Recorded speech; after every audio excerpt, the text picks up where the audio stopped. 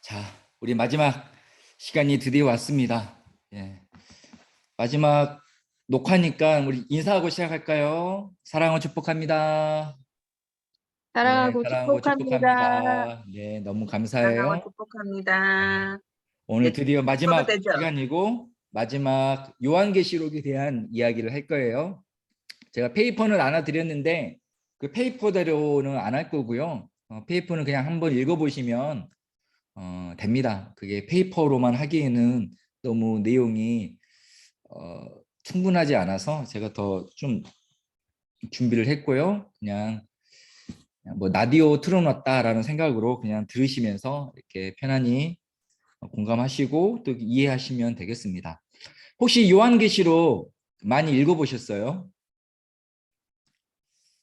뭐 읽어는 보셨겠죠. 근데 독자 입장에서 인기 있는 성경이 아니에요. 그냥 교회에서 성경 통독 한다고 하니까 읽지 뭐 따로 찾아서 읽어보거나 너무 요즘 평안이 필요해, 능력이 필요해 막 그런 차원에서 찾아보는 것은 아닌 것 같아요.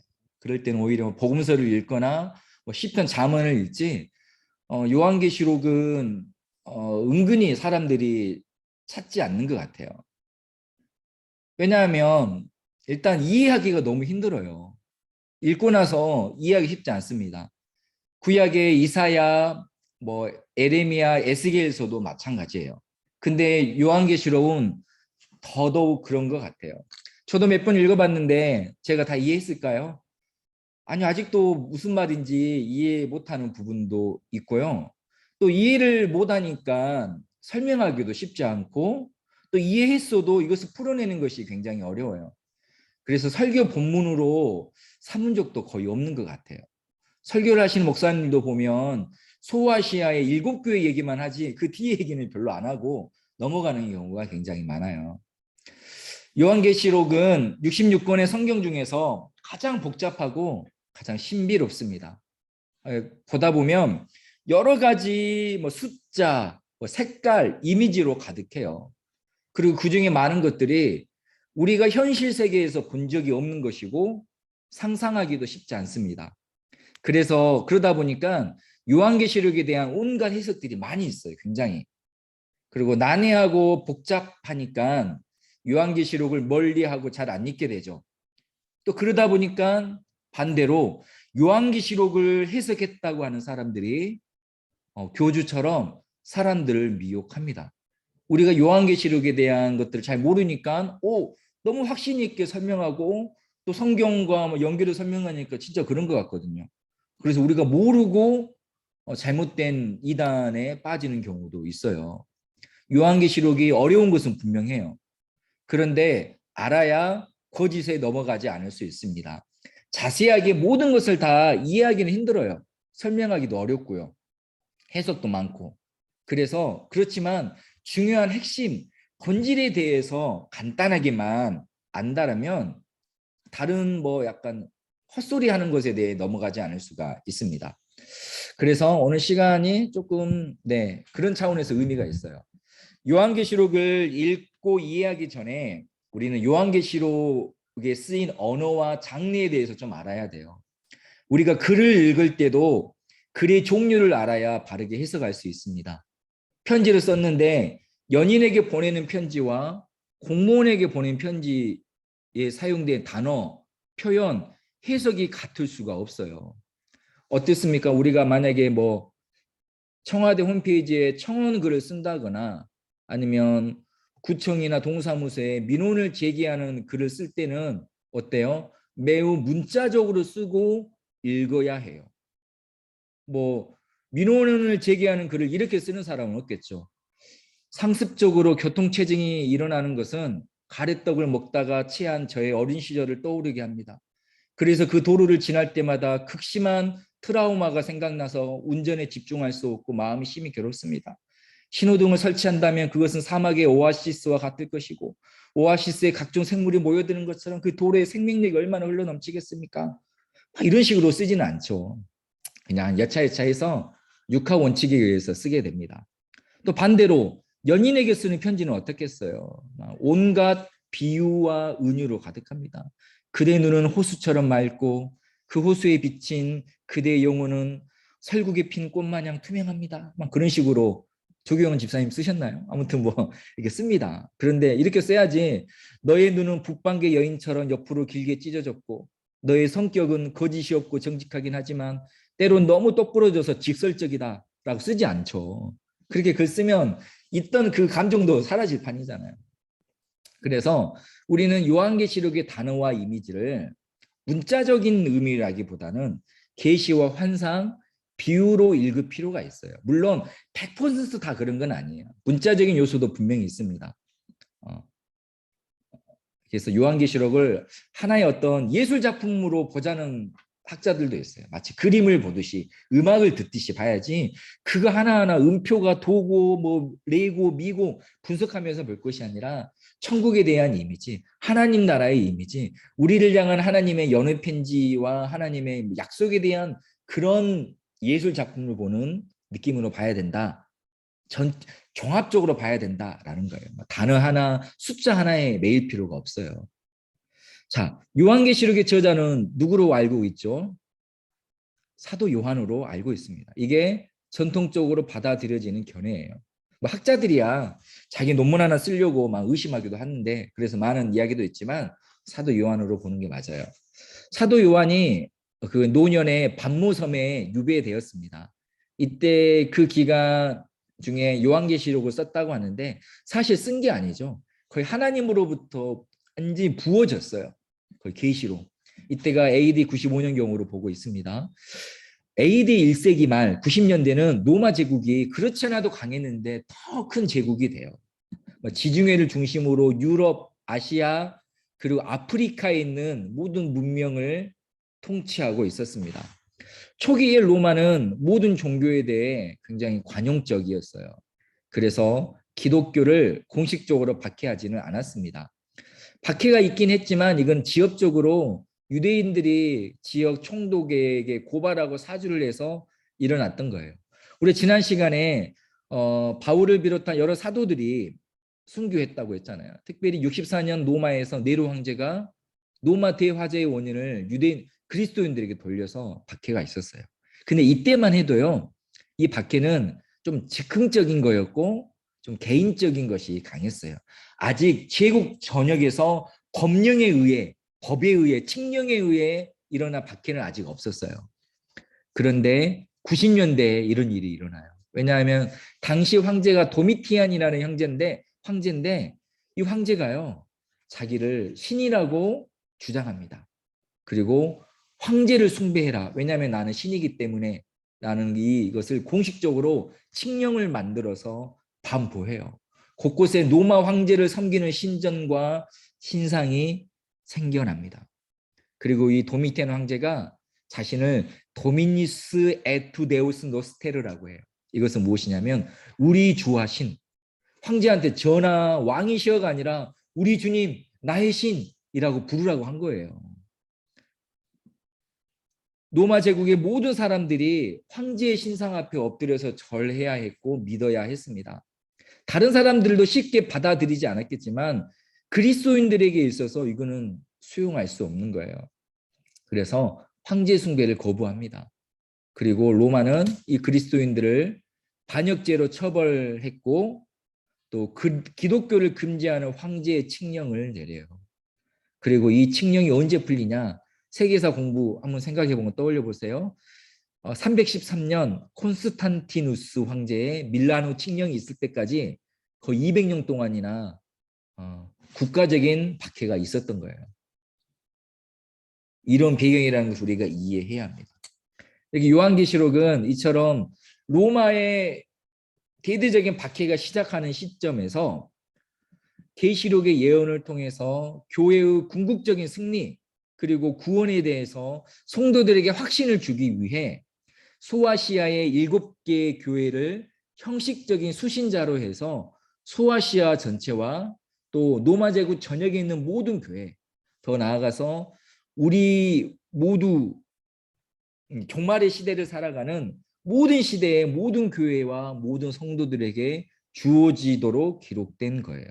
1차적으로는 당시 고난이지만 여전히 우리도 고난의 세상을 살아가고 그리스도의 재림을 기다리고 있는 시대를 살아가고 있잖아요. 우리에게 주시는 교회는 승리한다. 왜냐하면 그리스도가 승리했기 때문에 모든 악은 하나님을 반대하는 모든 악은 무너질 것이고 하나님이 주시는 새하늘과 새 땅이 올 것이다 라는 그 메시지를 주는 거예요. 이것이 요한계시록의 핵심적인 메시지라고 할 수도 있습니다. 그래서 가장 핵심 구절을 찾으려면 요한계시록 22장 20절이죠. 이것을 증거하신 이가 가라사대 내가 진실로 속히 오리라 하시거늘 아멘 주 예수여 오시옵소서. 마라나타 예수여 오시옵소서. 그러므로 요한계시록의 핵심은요. 당연히 예수의 재림입니다. 그러나 아직 예수님은 오지 않으셨죠. 그러므로 내가 예수다. 예수님이 이미 재림에서 있다. 그 재림하신 예수님이 어디 있냐? 과천에 있다. 성남에 있다. 안양에 있다. 그런 얘기를 하는 거예요. 다 거짓이에요. 분명한 것은 재림하실 것이다. 그러나 아직 그때가 이르지 않았다. 그때가 언제일지 모르니 우리는 깨어서 승리와 구원의 약속을 믿고 성도로서 하나님의 자녀로서 그때를 준비하며 살아가야 된다라는 것이 계시록의 메시지예요. 그리고 그 주님은 다시 오실 때 사단을 심판하고 새하늘과 새 땅의 천국을 우리에게 주실 것이다. 그러니 하나님의 백성들은 이 땅에서 그 믿음을 지키면서 승리자로 살자입니다. 여기서 벗어나는 것 다 이단이라고 보시면 돼요. 조심해야 됩니다. 그리고 너무나도 요한계시록을 디테일하게 지엽적으로 너무 개인적으로 현재 일어나는 사건과 연결해서 실체적으로 해석하는 메시지를 조심하셔야 돼요. 물론 맞을 수도 있겠죠. 그러나 조심하는 게 좋습니다. 특정한 어떤 묘사, 특정한 개인, 특정 단체와 연결되는 것은 더더욱 조심해야 합니다. 특히 요한계시록에는 숫자가 많이 나와요. 숫자. 그래서 숫자 풀이하는 분들이 많이 계시죠. 여기서 숫자는요, 단순히 수량을 나타내는 것이 아니에요. 숫자가 상징하는 것들이 있어요. 신천지에서 그렇게 강조하는 14만 4천, 그 물리적인 숫자가 아니에요. 딱 14만 4천. 그건 상징적인 것이라고 봐야 돼요. 신천지가 14만 4천, 그러니까 예를 들어서 100명이었을 때, 10명이었을 때는 14만 4천을 강조했죠. 그래서 각 지파별로 14만 4천 명이 되면 된다. 근데 14만 4천이 넘었어요. 이미. 넘었으면 뭐라고 하더라. 더 해가지고 다른 진파를 뭐 꽂아야 된다고 그러던가 아니면 해외에도 14만 4천이 있어야 되니까 계속해서 말도 안 되는 소리를 붙여가거든요. 그래서 계시록의 숫자는 상징으로 보셔야 돼요. 예를 들면 우리에게도 숫자가 하는 상징이 있죠. 7, 행운의 숫자 7이라고 하잖아요. 777. 그리고 뭐 우리나라에서는 4를 불길한 숫자라고 하잖아요. 죽을 사자하고 의미 같다고 해서. 이것도 상징이죠. 또 우리 뭐 황민성 목사님이나 김준희 입사님은 또 윤성희 입사님 아실 수도 아시겠지만 중국에서 8이 굉장히 좋아하는 숫자잖아요. 이게 발음이 빠가 돈을 많이 번다라는 빠 차이의 빠와 비슷하다고 해서 8을 굉장히 중요하죠. 세뱃돈 줄 때도 중국 돈 100원보다는 88원 주고 그렇게 하는 것들이 있습니다. 유대인들에게도 중요한 숫자가 몇 개 있어요. 특히 7을 중요하게 여깁니다. 7을 완전수라고 생각을 해요. 그래서 7만 중요한 게 아니라 7의 배수, 7의 제곱수도 중요하게 여겨요. 7의 배수 14, 28, 또 49, 77에 49, 또 144 그런 것들을 굉장히 중요하게 여깁니다. 베드로가 예수님께 제가 7번이라도 용서하겠다라고 말을 했죠. 6번도 아니고 8번도 아니고 딱 정확히 7번만 용서하겠다라는 것이 아니라 완전수, 제가 완전히 끝까지 용서하겠습니다라는 의미였죠. 그때 우리 예수님은 7번씩 70번씩 7번이라고 용서하라고 하시죠. 이거 역시 490번 용서하라는 것이 아니라 진짜 완벽하게 하나님이 너희를 용서하신 것처럼 용서하라라는 의미가 있는 거예요. 좀 어려운 얘기 하나 할게요. 자, 게마트리아라는 용어가 있어요. 어렵죠. 게마트리아. 이게 뭐냐면요. 이것은 유대인들이 숫자를 주석하는 방법이에요. 히브리어 알파벳에 숫자를 매겨서 숫자로 뜻을 나타내는 거 어렵죠? 제가 잠깐 설명해 드릴게요. 자, 잠깐 화면을 좀 바꿔 보겠습니다.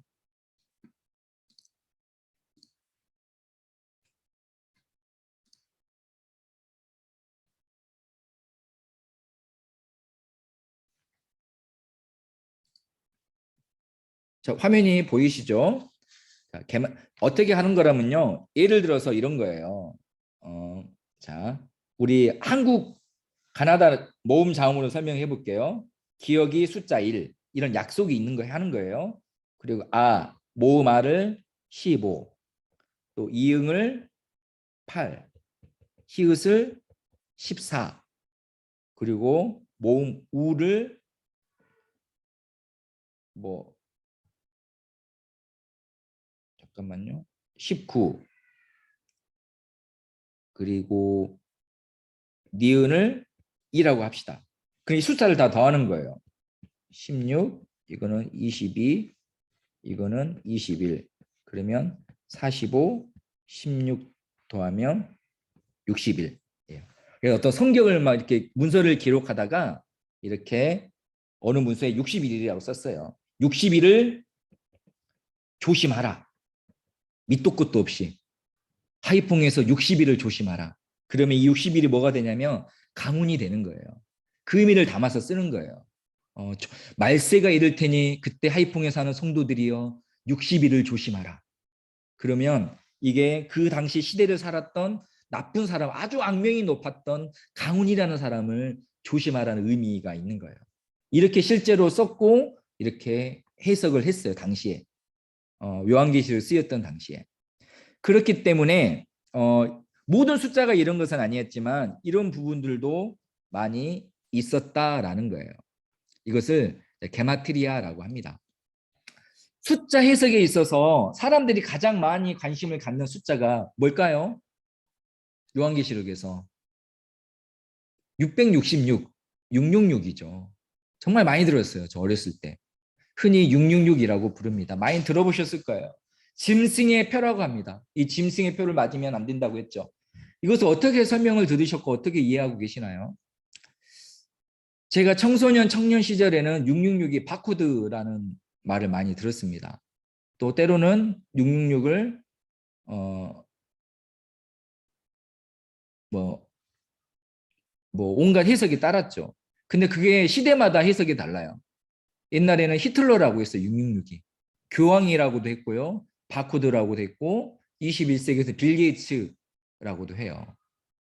신학자 세계에서 가장 광범위하게 받아들여지는 해석이 바로 이게 게마트리아를 사용한 해석이래요. 네로 가이사를 히브리어로 음역하고 그래서 게마트리아로 계산해 보면 그 숫자가 정확히 666이에요. 한 사람이 주장한 것이 아니라 전혀 공통점이 없는 여러 학자들이 연구한 끝에 같은 결론에 이르러서 지금도 많은 학자들이 받아들이고 있는 견해입니다. 요한계시록 13장 18절에 제가 읽어드릴게요. 지혜가 여기 있으니 총명한 자는 그 짐승의 수를 세어보라. 그것은 사람의 수니 그의 수는 666이니라. 여기서 짐승의 수를 세어보라고 기록되어 있어요. 또 짐승의 수를 히브리어로 해서 게마트리아 계산해 보면 그게 바로 또 666이에요. 그래서 은유적으로 짐승의 수가 666이고 곧 네로 가이사가 짐승이다. 바로 그가 노마의 황제가 교회와 그리스도를 박해하고 하나님을 대적하는 적그리스도다라는 것이 그 시대의 해석이었습니다. 그래서 요한계시록의 일관된 주제 가운데 하나는 로마 제국의 권력이 근본적으로 하나님의 권세와 반대된다라는 것이고 네로를 비롯한 황제가 하나님을 핍박하는 적그리스도다, 원수다라는 1세기의 해석이었고 마찬가지로 지금도 교회를 박해하고 핍박하는 성도들이 처한 어려움 가운데 이렇게 적용할 수 있다라는 것입니다. 근데 이게 주류 해석이라는 것이지 그냥 참고만 하시면 돼요. 근데 이것에 대해서 너무 막 디테일하게 해석하는 것도 조심하라라는 것입니다. 큰 틀을 봤을 때 하나님을 대적하는 악한 권세라고 생각하시면 돼요. 그러므로 요한계시록에 나오는 가장 일차적인 악은 교회와 성도를 박해하고 하나님이 아닌 황제를 숭배하는 노마에 대한 거예요. 근데 이 해석이 1세기에만 머무르는 것은 아니죠. 요한계시록의 목적을 한마디로 정의하면 믿음을 촉구하는 나팔 소리예요. 본문의 1세기의 역사적인 상황은 현대 우리 성도들의 상황의 적용으로 이어집니다. 우리는 어때요? 예수님이 오셨고 예수님이 다시 오시기 전 그 시대를 살고 있어요. 그 시대 전체를 종말이라고 해요. 이때는 하나님의 통치가 부분적으로 있지만 사단은 완전히 패배해야 합니다. 그리고 하나님 계속해서 자신의 성도들을 기다리시면서 충성된 증인으로 부르고 계셔요. 그리고 하나님을 대적하는 모든 세력의 운명은 로마가 패배했던 것처럼 똑같은 패배와 심판을 받을 것이다 라는 것에 대한 메시지가 요한계시록입니다. 이것이 요한계시록의 핵심이에요. 여기서 벗어나지 않도록 그 안에서 요한계시록을 바라보고 해석하고 이해하고 읽으셔야 돼요. 이해가 되셨는지 모르겠습니다. 최대한 쉽게 한다고 했는데 표정들 보시니까 아주 이렇게 인자하게 웃고 계시는 거 보니까 이렇게 그냥 그런 것 같아요. 뭐 그래서 나눠드린 페이퍼에는 너무 7교회 얘기만 한 것 같아서 제가 이 교회 전체적인 예언을 했습니다. 그리고 몇 가지 종말론에 대한 이야기를 좀 할게요. 요한계시록을 떠올리면 종말론을 많이 생각하게 되잖아요. 우리가 요한계시록을 생각할 때 한국 그리스도인들이 떠올리는 것들이 몇 가지가 있어요. 어떤 것들이 떠오르세요? 어떤 단어들, 표현들. 특히 90년대, 2000년대 초반에 신앙생활을 하셨던 분들은 많이 들으셨을 거예요. 그죠? 그리스도의 재림, 뭐 휴거, 청년 왕국, 심판, 천국과 지옥이 요한계시록과 연결돼요. 이것들을 설명하거나 언급하는 것이 요한계시록만 있는 것이 아니에요. 성경 곳곳에 있어요. 신약 곳곳에 있고 구약에도 있어요. 그런데 유독 요한계시록과 연결해서 설명하는 것은 요한계시록 자체가 굉장히 비유적이고 해석의 여지가 많기 때문입니다. 근데 요한계시록이 전체 성경을 주장하거나 설명하는 것이 아니에요. 요한계시록이 성경의 결론이 아니에요. 가장 끝에 있다라고 중요한 게 아니에요. 요한계시록은 다른 성경과 균형을 이루고 있고 일관된 주제를 갖고 있습니다. 그래서 요한계시록만 강조하는 것은 오류와 이단에 빠질 가능성이 높아요. 따라서 다른 성경과 함께 두루 균형 있게 살펴봐야 합니다. 종말론을 이해하는 것은 좀 굉장히 어려운 거예요. 여러 가지 이유가 있죠. 어떤 것을 문자적으로 이해해야 되고 어떤 성경은 상징적으로 이해해야 할 예언들이 있기 때문에 또 어떤 예언은 성취되었고 어떤 예언은 아직 성취되지 않기 때문에 또 이것을 해석하는 사람도 그 사람들의 문화와 환경에 영향을 받고 있기 때문에 어렵지는 않습니다. 그래서 어떤 한 사람의 해석보다도 기독교 역사에 교회 역사에 오랫동안 다듬어지고 오랫동안 공인된 그런 해석을 따르는 것이 가장 안전하고 그것이 가장 옳은 거예요.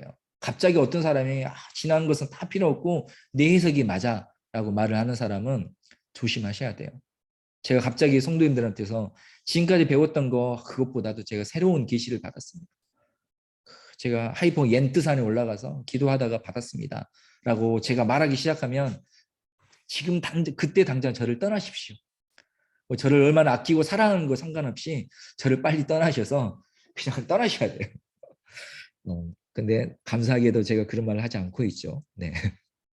자, 먼저 예수님의 재림에 대해서 말하면 분명히 예수님은 제자들에게 다시 오겠다라고 말씀하셨어요.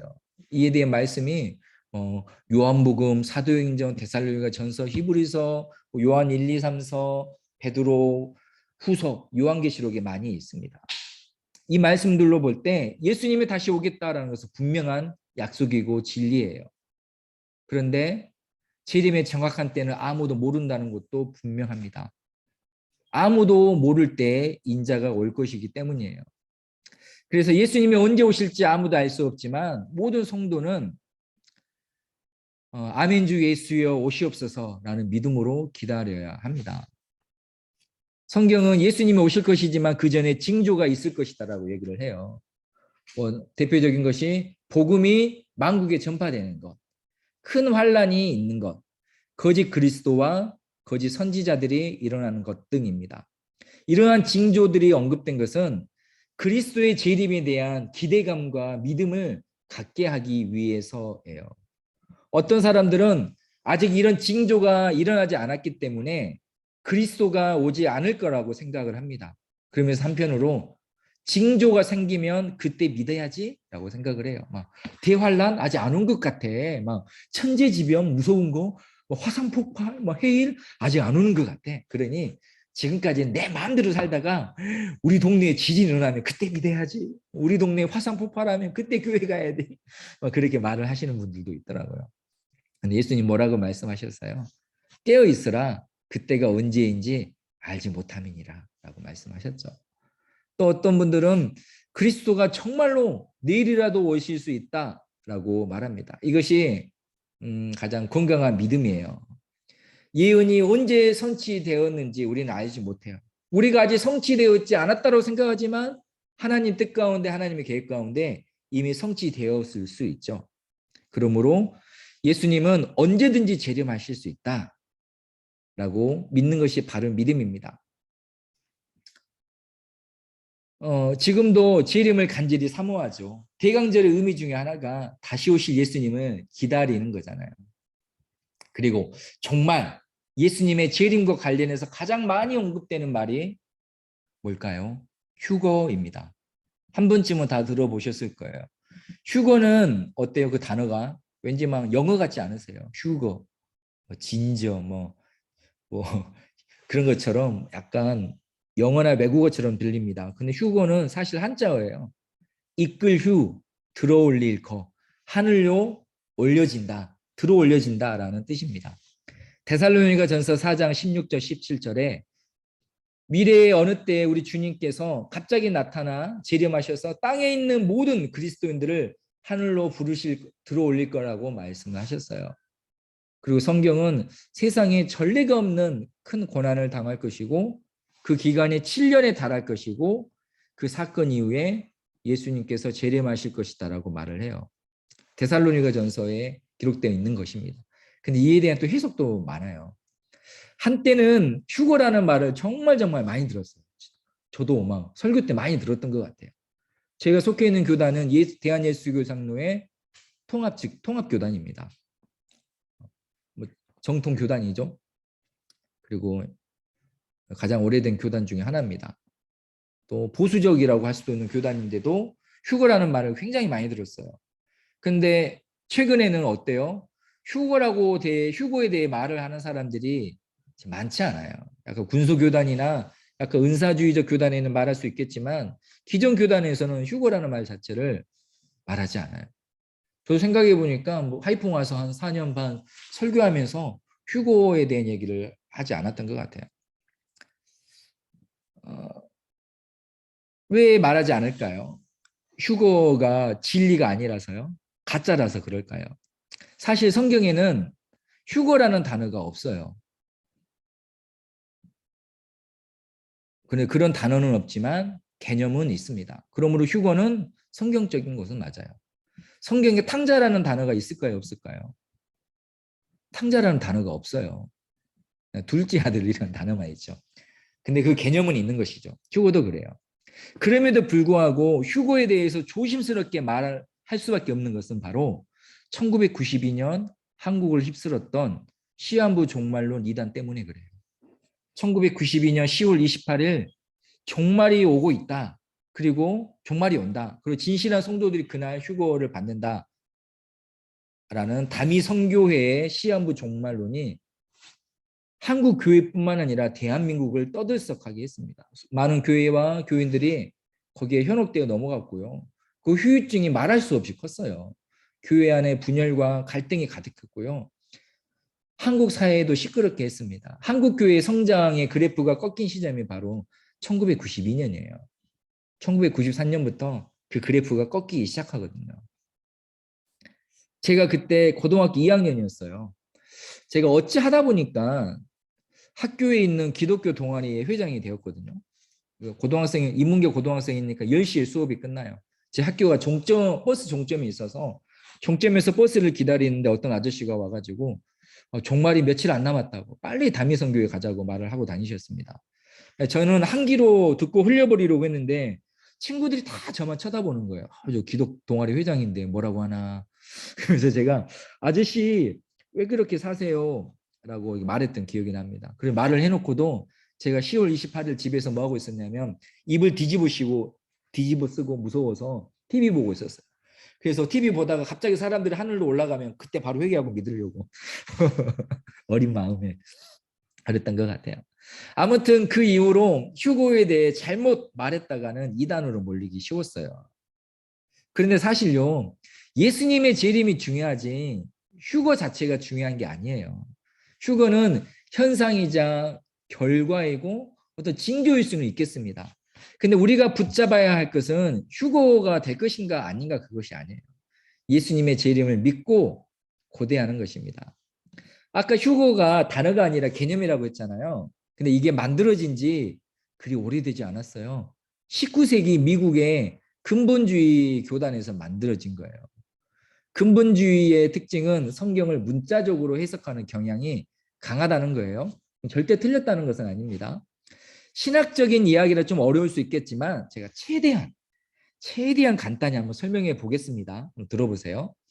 혹시 천년왕국이라는 얘기 들어보셨어요? 그리스도께서 천년 동안 다스릴 것이다. 예수님께서 재림하시고 천년 동안 다스린다라는 신학적, 성경적 개념입니다. 천년왕국을 바라보는 개념이 3개 있어요. 첫 번째가 전천년설, 천년 전, 뭐냐면 천년왕국 전에 그리스도가 재림한다라는 거예요. 예수님께서 재림하시고 천년왕국이 시작돼요. 예수님께서 물리적으로 온 세상을 천년 동안 다스리십니다. 그리고 예수님께서 재림하시기 전에 대환란이 있을 거예요. 그리고 이 대환란 시기에 휴거가 있을 거예요. 다시 설명합니다. 대환란이 있어요. 그 즈음에 휴거가 있어요. 예수님이 재림하셔요. 그리고 천년 동안 이 물리적인 지구를 다스리신다라는 거예요. 그리고 그 이후에 영원한 심판이 있을 것이다 라는 이야기입니다. 이때 휴거에 대한 얘기가 나온 거예요. 또 휴거도 뭐 대환란 전에 있느냐, 중간에 있느냐, 나중에 있느냐 막 의견이 달라요. 두 번째 관점은 후천년설입니다. 이것은 천년왕국 후에 예수님이 재림하신다라는 거예요. 이것은 뭐냐면 복음이 땅끝까지 전파돼서 세상이 너무나도 좋아져요. 교회가 성장하고 그리스도인들의 영향력이 커져서 세상이 점점 아름다워지는 거예요. 교회의 선한 영향력을 통해서. 점차적으로 큰 평안과 의가 온 세상이 아름다워졌을 때 예수님이 오신다라는 것입니다. 그러니까 천년왕국 끝난 시점에 예수님이 오신다는 거예요. 그런데요, 이런 관점은 20세기 초에 생겨난 관점이에요. 신학이에요. 20세기 초는 우리가 안 살아봤잖아요. 그때는 어떤 시대였냐면요. 적어도 서구 열강에게 있어서는 아름답고 장밋빛 미래가 있는 거예요. 수탈을 받았던 우리나라와 같이 수탈을 당했던 나라들이 아니라 식민지를 두고 온갖 번영을 누렸던 서구 국가에 있어서 20세기 초는요. 그야말로 샤방샤방해요. 이렇게만 간다면 세상은 더할 나위 없이 아름답고 편리해질 거라는 그런 희망으로 가득 찼어요. 인류의 미래는 눈부실 정도로만 밝았어요. 당시의 예술 작품과 문화 작품을 보면요. 인간의 이성과 인간의 과학, 어떤 그 밝음을 찬양해요. 신학도 인간의 자유의지의 완전함과 훌륭함, 하나님께서 주신 자유의지로 우리가 이렇게 아름다운 나라를 읽었다. 봐라 얼마나 아름답냐, 얼마나 놀랍냐 라는 것들이 가득했어요. 그런데 서구 세계가 1차 세계대전, 2차 세계대전을 겪으면서 인간이 얼마나 악하고 잔인한지, 얼마나 쉽게 타락하고 변질될 수 있는지 깨달아요. 특히 히틀러와 나치를 통해서 이루어진 유엔에 대한 대량 학살들을 보면서 야, 인간이 이렇게 악해질 수 있구나. 너무나도 악하구나 라는 것을 깨달아요. 더 이상 근거 없이 장기표 미래를 떠올리지 않습니다. 그래서 그 당시에 신학도 정통주의 신학으로 돌아가요.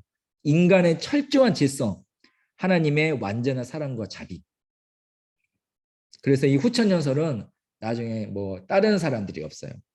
그리고 세 번째 관점이 무천년설입니다. 말 그대로 천년왕국은 그러니까 그리스도의 천년 동안의 통치는 하나님께서 궁극적으로 승리하시고 통치하신다라는 상징이다라는 거예요. 문자적으로 천년 동안 통치하는 것은 일어나지 않는다. 그리스도께서는 지금도 세상을 통치하고 계시고 계속해서 통치하실 것이다 라는 견해예요. 천년왕국은 지금 이 시대이고 이 시대가 끝나면 하나님의 때에 예수님께서 재림하신다. 재림의 징조들은 교회 역사상 이미 다 일찌감치 끝났고 그리스도는 언제라도 오실 수 있다. 그리고 예수님이 오실 때 신자와 불신자는 모두 한꺼번에 부활할 것이고 신자들은 천국으로, 불신자는 심판과 저주를 받을 것이다 라는 견해예요. 매우 간결하고 단순 명료한 견해입니다. 그리고 가장 보편적으로 가장 널리 받아들여지고 있는 교리예요. 후천연설은 이미 끝났어요. 생명이. 전천연설은 약간 더 근본주의적이고 아주 보수적인 교단에서 주장하는 거고요. 무천연설은 좀 보편적인 것입니다. 그러나 우리가 생각하는 것이지 이것이 꼭 진리다, 성경은 아니에요. 예수님께서 내가 말하는 진리는 무천연설이다 라고 말하지 않았기 때문에. 그래서 이것을 좀 균형 있게 생각하셨으면 좋겠어요. 이 모든 것 자체가 예수님의 재림을 기다리고 고대하는 거에 초점이 있는 것이지 이것이 옳다고 해서 뭐 따지자는 것이 아닙니다. 그렇습니다. 중요한 것은 결국 휴거나 천년왕국이 아니에요. 핵심은 예수님이 오실 것이다. 그리고 모든 예언의 초점은 예수님이다. 또 성도의 성결함이 우리의 어떤 목적점, 지향점이 되어야 된다. 인 것입니다. 그리고 우리는 우리 주님의 지상 명령, 땅끝까지 이르러 내 증인이 되리라 라는 명령을 이루기 위해 전념해야 된다입니다. 이것을 잊어버리고 결과와 현상에만 집중하다 보면 복음을 놓치게 돼요. 사람은 신격화하게 되는 것입니다. 이것이 뭐 천년왕국에 대한 이야기. 조금만 더 시간이 남아서 좀 심판에 대해서 얘기를 해볼게요. 천국과 지옥에 대해서도 정말로 간단하게. 간단하지만 간단하지 않을 수 있습니다. 자, 우리 성도님들, 마지막 날의 심판이라고 하면 무슨 생각 나세요? 마지막 날. 무서우신가요? 아니면 어떤 벌벌 떨게 되나요? 심판을 어떻게 생각하십니까? 우리가 예수님의 재림에 대해서 아까 뭐 천년왕국에 대해서 어떤 견해를 따르더라도 분명한 것은 우리 예수님의 통치, 그리고 사단과 그의 군대의 패배, 그리고 예수님께서 온 인류를 심판하실 것이다 라는 것은 분명합니다. 마지막 날에는 누군가에게는 진노의 날이 될 것이고 누군가에게는 은혜의 날이 될 거예요. 그때는 모든 사람들이 심판을 받아요. 불신자들, 즉 구원을 위해 예수님을 바라보지 않는 사람들은 그들의 행위대로 심판을 받을 것입니다. 그리고 형벌의 정도도 그 사람이 행하는 일에 따라 달라질 거예요. 또 신자들, 예수님을 믿는 사람들도 다 하나님의 심판대 앞에 서게 될 것입니다. 근데 신자들에 대한 심판은 형벌이 아니라 상급을 받는 심판이죠. 그러므로 마지막 심판은 믿는 자들의 그리스도인들에게 두려움을 주는 것이 아니라 하나님을 기쁘시게 하는 일을 목적으로 삼게 만드는 원동력이 되는 거예요. 우리가 저지른 모든 죄는 예수님께서 십자가에 달려 죽으심으로 영원히 이미 다 치러졌어요. 우리가 과거에 지은 죄, 지금 짓는 죄, 미래에 지을 죄까지 다 용서받았습니다. 심판 때에 악행은 그래서 심판에는 믿는 자들에 대한 하나님의 상급이 있어요.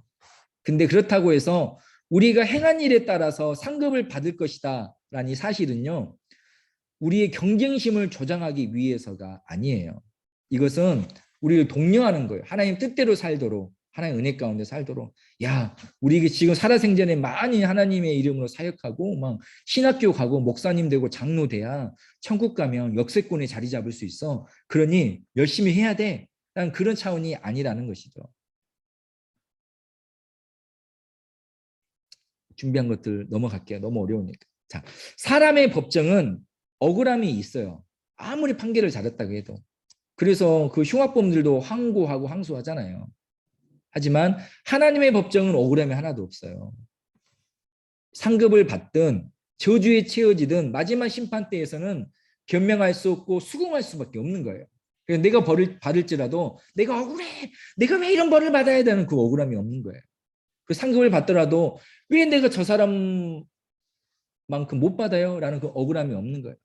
모든 것이 완전히 충족되는 거예요. 왜냐하면 하나님이 모든 것을 아시기 때문에 그렇습니다. 심판을 생각하면 자동적으로 연결되는 것이 바로 천국과 지옥이죠. 천국은 무엇이고 지옥은 무엇인가? 지옥은 영원한 형벌의 장소입니다. 성경에서 말하는 영원한 형벌의 장소가 바로 지옥입니다. 그래서 지옥에 대한 기독교 교리가 좀 논란이라기보다도 좀 여러 가지 설왕설래가 많아요. 사람들이 믿지 않는 사람들이 기독교를 거부하는 주된 이유가 의외로 지옥이에요. 사랑이 하나님인데 왜 지옥에 가지라는 이야기를 하는 것이죠. 아이고 좀 제가 시작은 했는데 어떻게 해야 될지. 자, 지옥에 대한 견해도 많이 있는데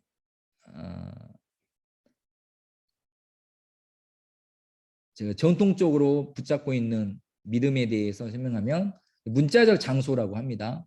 문자적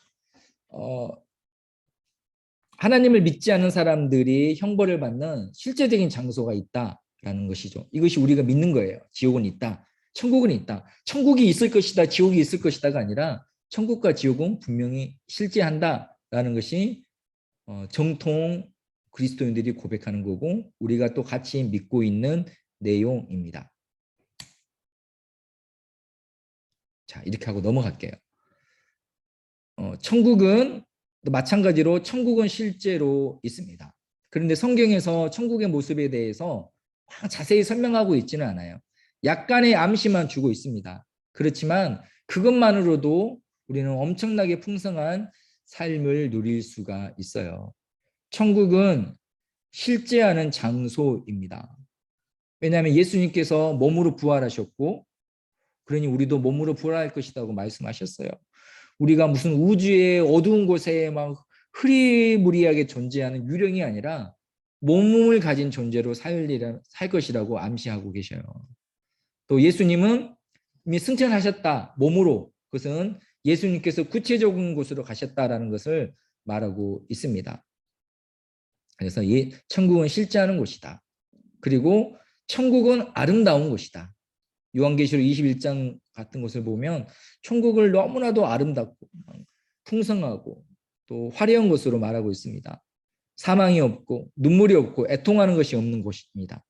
천국은 하나님의 영광이 있는 곳이고 빛나는 곳이에요. 그리고 천국이 아름다운 이유는 그곳에 하나님이 계시기 때문에 하나님의 영광이 가득하기 때문에 아름다운 곳이다. 또 천국은 우리가 하나님을 예배하는 곳입니다. 천국에서 우리가 첫 번째로 하게 될 일이 하나님을 예배하는 거예요. 근데 그 예배가 결코 지루한 예배. 어떤 분은 천국 가서 예배만 한다고 아유, 난 안 갈라요. 난 예배처럼 지루한 게 없더이다 라고 말을 하는 사람이 있을 수도 있겠습니다. 그러나 그런 예배가 아니에요. 너무 우리가 잠깐 본다라면 우리가 많은 예배를 드리잖아요. 많은 예배 가운데 분명히 너무나도 은혜스럽고 감격스러웠던 예배의 경험이 있을 거예요. 야, 더 예배 드리고 싶다. 찰나일지라도. 그러한 예배의 감동과 은혜가 지속적으로 이어지는 곳이 천국에서의 예배예요.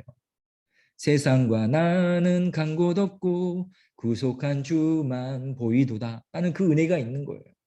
이 땅에서는 그림자이기 때문에 잠깐만 느끼고 우리의 연약함과 죄로 인해 금방 잃어버리는 그 감격과 놀라움이지만 천국에서는 그 상태가 계속 이어진다는 것입니다. 천국에서는 우리가 하나님과 교제할 거라고 해요. 삼위일체 하나님을 예배할 뿐만 아니라 하나님과 교제합니다. 오랫동안 진정으로 만나기를 갈망했던 사람을 만났을 때 우리는 그 순간 우리는 진짜 만족을 느껴요.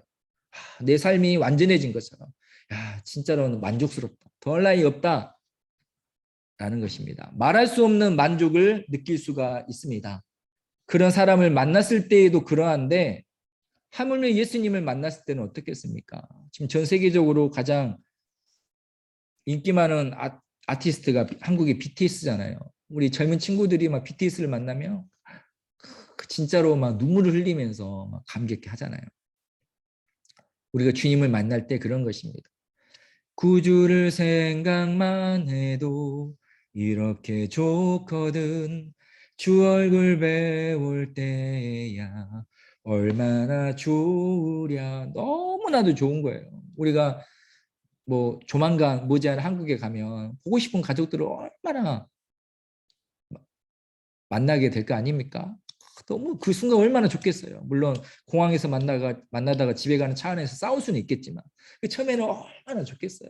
그때의 감격과 감동이 영원히 이어진다라는 것입니다. 또 우리가 성도가 서로 교제해요. 천국의 교제는 완벽합니다. 이 땅에서 성도의 교제는 여전히 우리는 완성되지 않았기 때문에 연약하죠. 어제는 막 집사님, 권사님, 목사님 사랑하고 축복합니다. 얼싸안고 하다가도 그 다음날 목사님이 나 들으라고 저 설교한 건가? 막 그러기도 하고 집사님이 뭐 내가 서운하게 한 게 있나? 왜 나를 저렇게 막 잘 안 보고 가시지? 라는 교제가 여러 가지 이유로 깨지기도 하잖아요. 근데 천국에서 하나님과 우리의 교제만 완벽한 게 아니라 성도의 교제도 완벽해요. 천국에서 우리는 그리스도의 몸을 이루는 다른 지체들과 온전히 하나 되는 그 체험을 할 거예요. 우리가 진짜 좋은 친구들, 사랑하는 친구들과 친밀한 대화가 할 때 있잖아요. 그리고 대화 중에 어때? 어떤 순간에는 내가 굉장히 특별한 존재라는 것을 느끼기도 해요. 그리고 나 이 몸이 너무 좋다. 이 몸이 영원히 갔으면 좋겠다. 야, 내가 영원히 응원하고 싶다. 내가 진짜 응원받고 있구나. 라는 느끼는 그 유대감들의 순간들이 있어요. 우리 살아오면서 최고의 순간들. 마찬가지로 천국에서는 이 모든 것들이 완전하고 이어진다라는 것이고 그것보다 더 크고 그 이상의 것들을 얻을 수가 있습니다. 천국에서의 교제는요.